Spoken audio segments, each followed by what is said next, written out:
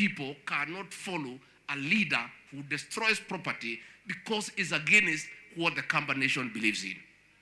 Wakamba ni watu ya kujenga na kuweka pamoja, si watu ya kubomoa. Other leaders who accompanied the president also joined in to urge all leaders to work together for the benefit of all Kenyans. And we join you, and we join the church in calling on all leaders in our country that we make every effort to ensure that there is peace and mutual edification in our country so that we may prosper. I know you're a good leader.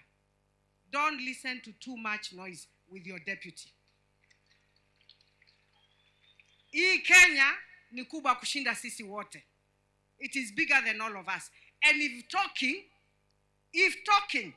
is going to give us peace, and so be it. Na vile imesemekana, kama sisi hatutaungana, haya matunda ambayo tumepewa sisi kama na rais wetu, hataweza kuwaletea kitu kama kuna muungano. Na madharau ya pesa 8 watu waachane nayo. With the bipartisan talks expected to start this coming week, the president still holds his stand that he should be given time so as to work for Kenyans. Ruth Wanjiru for KU TV. 10 mourners perished while 17 others sustained critical injuries on Saturday night after a hired bus they had traveling in to attend a funeral at Wundanyi rolled several times before landing into a ditch about 100 meters from the road at Josa area along the Wundanyi-Mwatate highway. According to the National Police Service, 5 dead bodies have been positively identified. The National Police Service NPS report on the Wundanyi-Mwatate accident indicates that 10 people have died and 17 seriously injured after PSV bus Nissan lost control and rolled into a ditch. According to the investigation conducted by NPS, the vehicle was from Wundanyi heading to Mwatate when it lost control at Josa area when it veered off the road and rolled several times before landing in a ditch about 100 meters off the road. The vehicle was from a funeral service in Mugamboni, Wundanyi sub-county when the accident occurred. NPS indicates that the accident has claimed 10 lives, among them 9 female and 1 male, all adults. 17 people were seriously injured and 1 adult slightly injured. 3 children and 1 infant also seriously injured. All victims were taken to Mwatate Sub-County Hospital and Moi Level 5 Hospital for treatment. The driver is still in a critical condition. However, the National Police Service indicated that efforts are underway to pull out the damaged vehicle, and so far 5 bodies have been identified.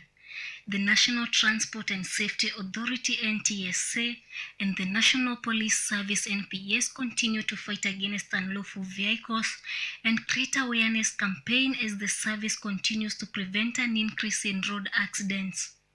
Dorothy Musyoka, KU TV. Now, Health Cabinet Secretary Susan Nakumicha has called for talks between the doctors' union in the country and county governments to avert the looming strike by doctors in the country. On Saturday, 6 medical workers' union announced that their members in 12 counties will down their 2 starting Wednesday next week over delayed salaries. Here's that report produced by Salma Swaleh. Following the health workers' notice of a countrywide strike to start next week Wednesday due to delay of their salaries, Health Cabinet Secretary Susan Nakuminja on Sunday reiterated that the health sector will be in fear of being paralyzed should the doctors go on with the planned strike. Nakuminja said the ministry will take on responsibility with Kenya Health Human Resource Advisory Council to cooperate with the county governments in order to resolve the matter at hand to avoid incapacitating delivery of health services in the country. The counties are the employers of doctors. So us as a ministry, we come in between as a mediator to mediate between the counties and the doctors because they are the ones who are employing them. That notwithstanding, it is not all gloom and dull. Now we want to operationalize the Kenya Health Human Resource Advisory Council so that then it takes up the role of mediation. It takes up the role of being able to take care of doctors across without clawing back on the benefits of devolution. At the same time, The CS has ordered for investigation against fake doctors and health workers as well as those who do not have permits, while calling on the licensing institution to issue licenses to health workers to take up the responsibility of tackling the increase of fake health workers. In the country, we have some people practicing as medical professionals, yet they are not. And that's the main reason why we are here, that this institution, we have an institution that is supposed to be licensing practitioners, So it is that institution to step up in terms of being able to walk through the country and ensure that everybody who is practicing is licensed. On Saturday, 6 medical workers union had announced that their members in 12 counties will down their tools starting Wednesday next week over the delayed salaries. Counties that will be affected include Kisumu, Mombasa, Nyamira, Kisii, Murang'a, Laikipia, Bomet, Embu, Vihiga, and Taita Taveta. Wilson Tobiko, KU TV. President William Ruto has expressed concerns over the escalating crisis in Sudan that saw over 60 civilians killed in fighting between the army and paramilitaries. Ruto has urged the country's leadership and all concerned parties to instead explore dialogue and mediation to resolve their differences. Fights between the Sudan Armed Forces and Rapid Support Forces RSF, which is a paramilitary group in Sudan, entered the second day this Sunday, with fights being witnessed in Sudan's capital, Khartoum. The fights are said to have erupted after tension ensued following the proposed plan to transition to civilian rule. The Sudan Armed Forces and RSF claim the ownership of the Khartoum airport, the army headquarters, the presidential palace, and other key areas that are at the center of the conflict. Heavy artillery was heard this morning in Bahri and Omdurman, which neighbors Khartoum. Gunfires were also reported in the Red Sea city of Port Sudan. 56 people have so far been reported dead, even as more than 500 people are reported to have been injured following the ongoing fights. UN Secretary General Antonio Guterres, through his Twitter account, said, and I quote, "I condemn the outbreak of fighting between the Rapid Support Forces and the Sudanese Armed Forces in Sudan. I am engaging with the African Union and leaders in the region and reaffirm the commitment of the United Nations to support the people of Sudan in their efforts to restore democratic transition." End of quote. Egypt's President Abdel Fattah el-Sisi, who is also the UN Secretary General's spokesperson, said that Guterres has held talks with the leadership of Sudan Armed Forces and that of the Rapid Support Forces. Mutweri Eliud, KUTV. All right, now Azimio One Kenya coalition leaders have today met their supporters at Kamukunji grounds in Nairobi. The coalition leader Raila Odinga has yet again issued an ultimatum to President William Ruto to respond to their demands before the Ramadan period ends, or else they go back to the streets. Azimio la Umoja One Kenya coalition leaders have today toured parts of Nairobi city to rally their supporters for a People's Baraza. The long run began at St. Stephen's ACK Church, where the leaders attended a service before beginning their rally, which culminated at Kamukunji grounds. The coalition leader Raila Odinga has given the government a timeline to respond to their demands, which is before the end of the Ramadan period, failure to which they will return to the streets for protests. Tumeambia Bwana Ruto, tusiposikia vizuri kutoka kwako wewe, wiki ijayo Ramadhani kiisha namna hii, tunarudi kwa barabara. Raila says that despite Azimio's efforts to engage in a dialogue with the government, their demands have fallen on deaf ears after the government refused to engage in a discussion on some of the matters raised by the coalition. Basi tuambie watu wetu tukome kwa siku hii moja, tuone vile wajamaa watafanya. Tulipo zima moto namna hii, wakaanza tena mambo yao. Tulisema kama mnasema nataka mazungumzo, tuko tayari. Tukateua watu 7 kiongozwa na wakili Otiende Amolo. Tukamwambia hiyo ndio delegation yetu, sivyo? wakasema wanataka mazungumzo ndani ya bunge. Kasema hapana, hapana ndani ya bunge. Wabunge mmepiga mnada. Raila has yet again issued a number of issues that he wants addressed. Raila now wants bipartisan talks to be held outside Parliament and the report to be paused in Parliament, IEBC servers to be opened, legislators to be barred from shifting political allegiance, the reduction of the cost of living, IEBC to be devolved, and the reinstatement of 4 controversial IEBC commissioners. Sisi tumesema hayo ni masharti yetu ya mazungumzo. Hao yote mpaka ziwe agenda kwa mazungumzo. Na hiyo mazungumzo vile vile hatutaki ikae milele na milele. Tumesema ni siku 30. Hiyo siku 30 tulianza kuhesabu wiki jana.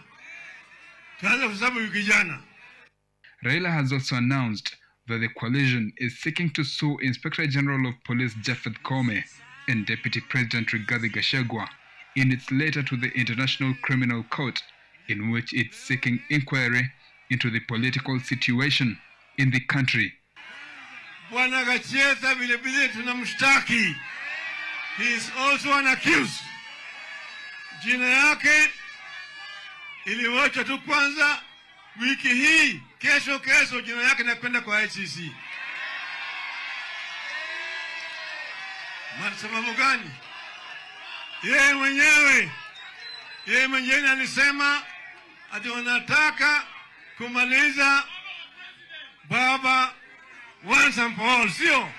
Kwa hivyo huku tukitengeneza mashtaka ambayo itaenda kwa International Criminal Court, pengine watu waliokuwa kidhani wanaweza kuumiza kina Raila hapa na kina Martha na to get away scot free. The world is watching. Should the government fail to heed to the demands of Azimio coalition, the country may see the return of mass action protests. Joseph Kess, KUTV. Thank you, Joseph Cass, for that report. Now, April being World Autism Awareness Month, the ODIDA Association, in partnership with Step Up for Autism Foundation, Kenya Community Center for Learning, and KUTV organized the Mr. and Miss Autism Kenya 2023 event in a bid to create more awareness for the spectrum. Take a look at how it went down. KUTV, in partnership with the ODIDA Foundation, the Kenya Community Center for Learning, Step Up for Autism, the National Government Affirmative Action Fund, among other associations, organized a Mr. and Miss Autism event to celebrate as well as crown this year's autism brand ambassadors with the aim of creating awareness on autism.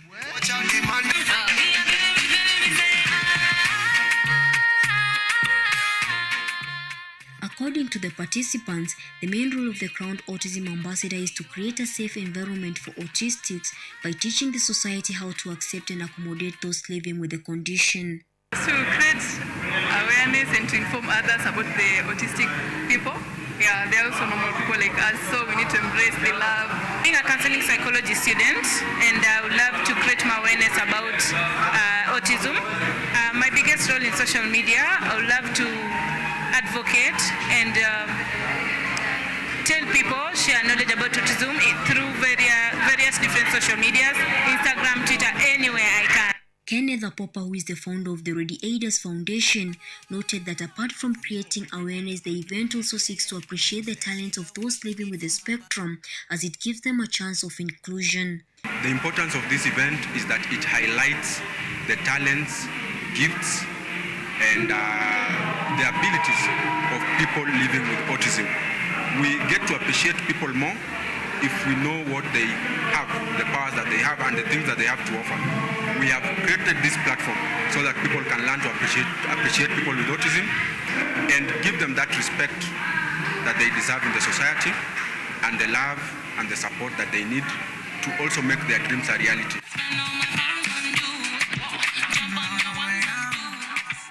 With this year's winners being Nicholas Ndungu for Mr. Autism Kenya, Precious Gathoni for Miss Autism Kenya, and Zilani Muthio for the brand ambassador, their huge role remains creating awareness as well as fighting for the rights of those living with the autism spectrum disorder.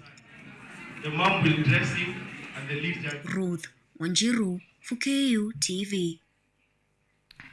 All right, that story by Ruth Wanjiru is taking us to a very fast short break right here. Stay with us.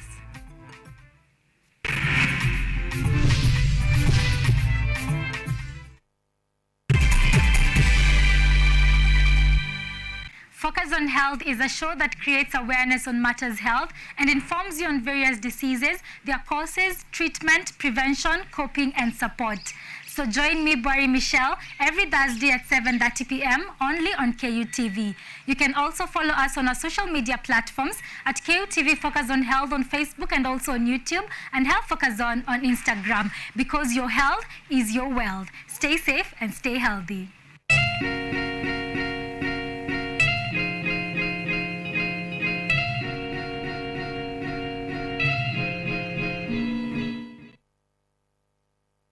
Technology, science, innovation, ICT and research. These are the ingredients upon which the solutions to the 21st century problems are founded. In a world that is rapidly changing, it's all hands on deck to ensure a balance in all fields of life.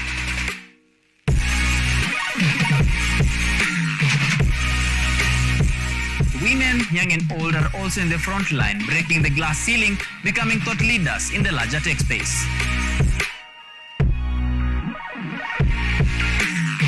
Not forgetting other societies marginalized.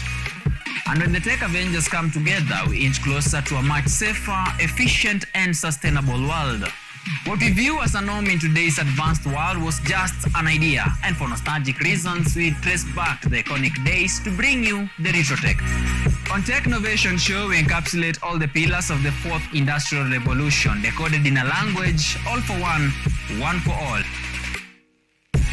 Every Monday at 8:30 as we push the mantra, keep learning something new each and every day. Only on KUTV, a new experience.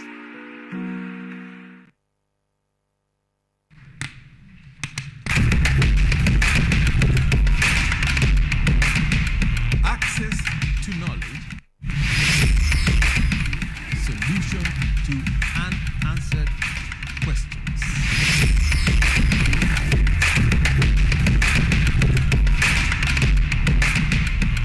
Guidelines to pursuing your rights and repossessing your property, intellectual or material. This and more only on Law Matters.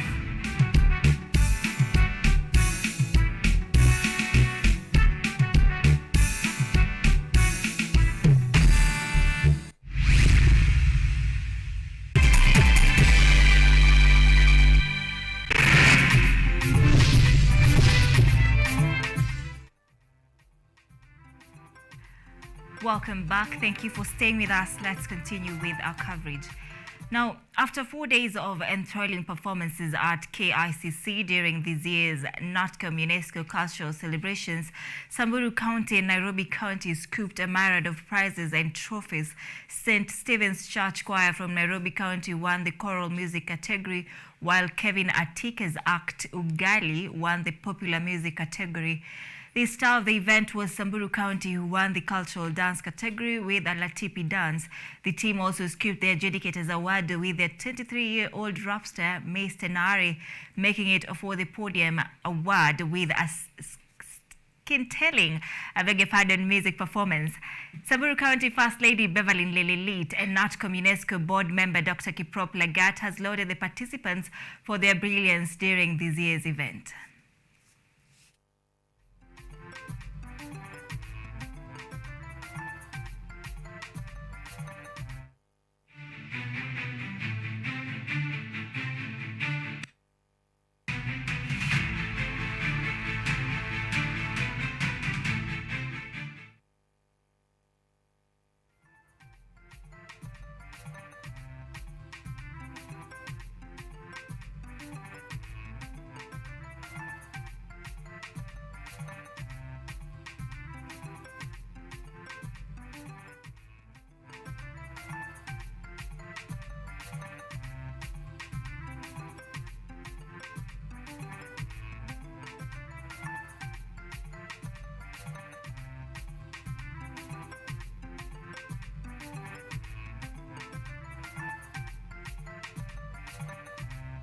All right, now in agribusiness, in the wake of the high cost of living being experienced in the country, farmers in Kakamega County have involved themselves in black soldier fly farming, which they say relieves the burden of buying animal feeds at a higher cost, as well as reduce the cost of production. According to the farmers, the black soldier flies are a source of protein and can also be used for feed formulation.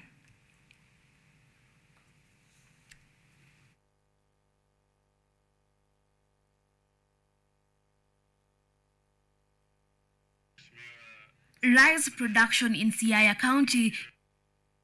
As the Kenya Agricultural and Livestock Research Organization (KALRO) moves to develop low-cost feeds using locally available materials, farmers in Kakamega are turning to black soldier farming to provide for their livestock.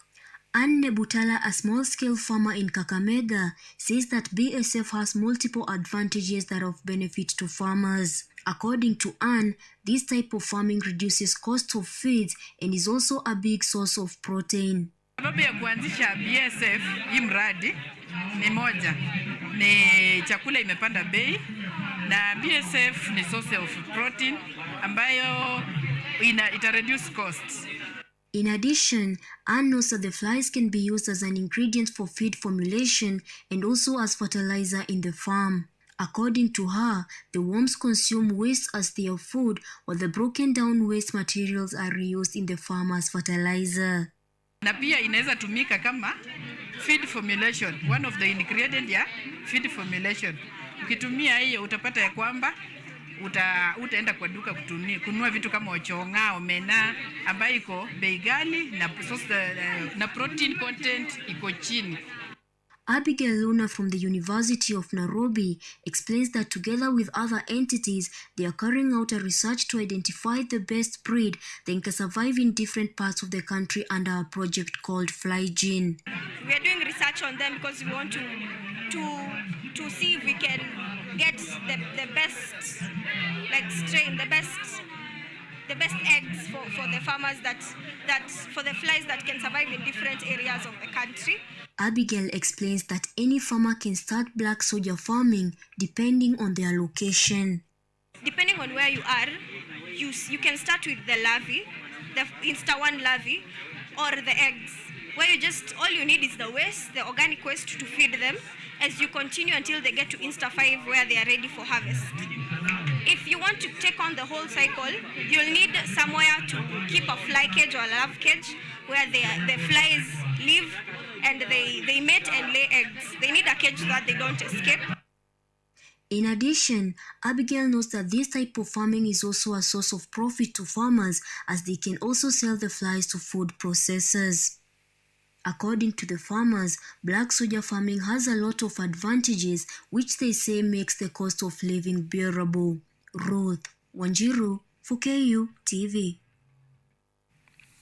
Now, Siaya Governor James Orengo has officiated the opening of a multi-million shilling rice mill in Usonga, Siaya County.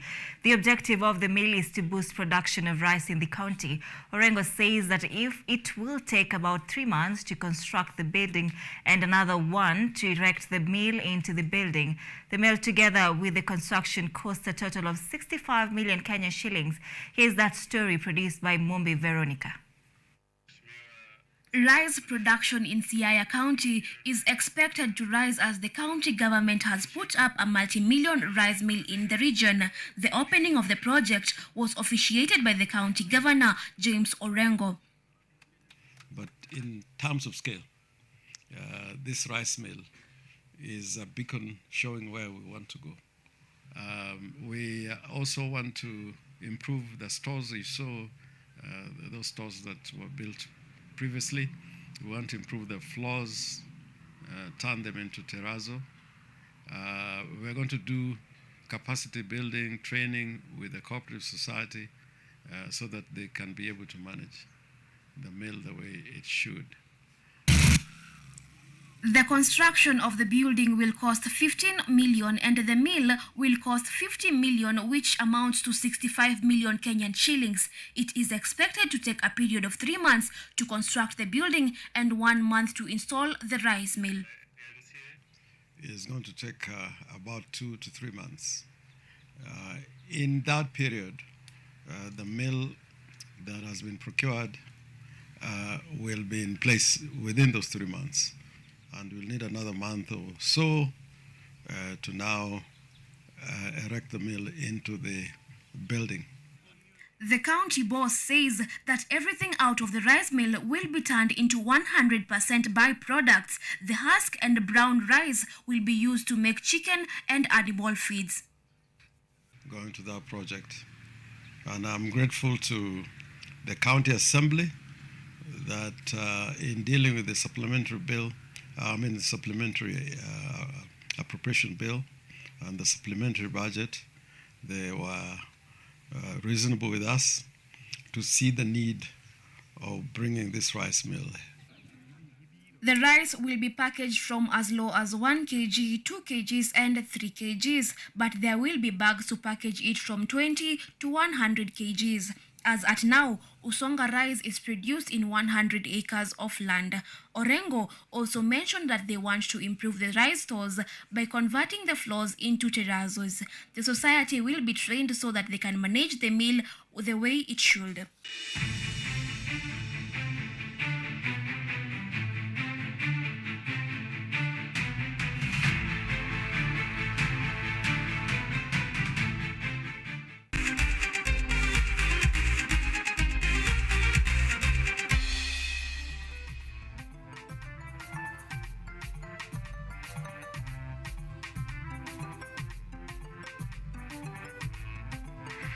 In the world of sports, Narok County government in partnership with the Ministry of Sports have agreed to renovate Narok County Stadium that was named after the late William Ole Ntimama. The agreement was made during the Governor's Cup that took place in the county stadium on Saturday. The event was graced by Sports Cabinet Secretary Babu Namwamba and Narok County Governor Patrick Ole Ntutu. Narok County Governor Patrick Ole Ntutu has requested the Ministry of Sports to renovate the William Ole Ntimama Stadium to international standards, saying that his government is ready to set aside funds to help the Ministry of Sports in the renovation of the stadium. Mimi nimekuandikia, tunataka kufanya a major renovation kwa hii uwanja yetu ya Ole Ntimama Stadium. Iwe ya high standard, ili hao vijana wetu wakikimbia hapa tuweze kuangalia ya kwamba tumeweka zile vitu ambaye zinatakikana.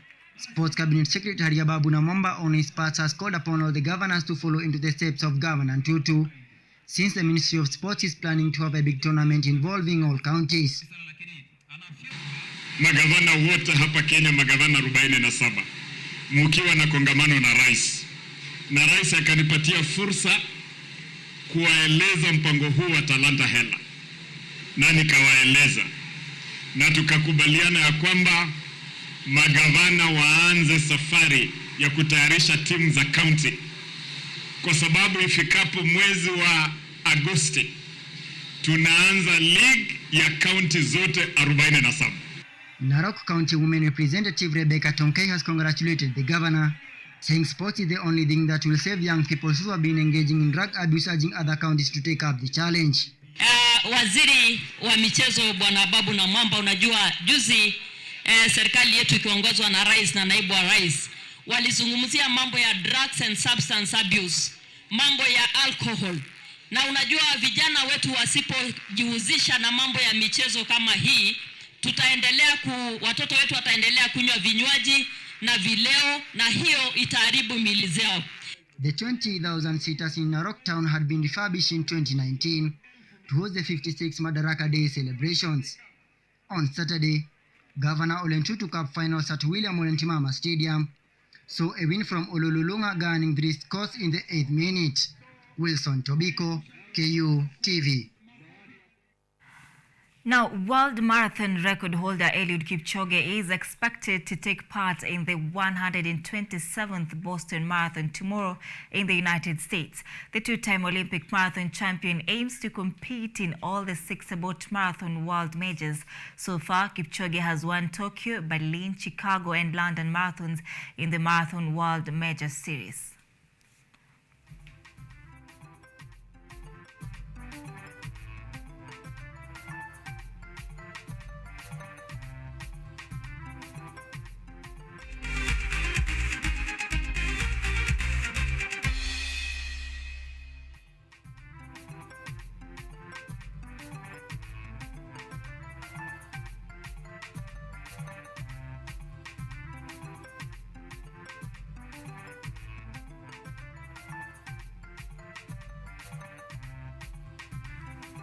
All right, that's a wrap for KUTV Weekend Live. Thank you so much for choosing to stay with us. Let's meet again tomorrow, inshallah, for Money Monday. My name is Ann Odida. Sign language interpreter tonight is Samuel Kello. Have yourself a good night.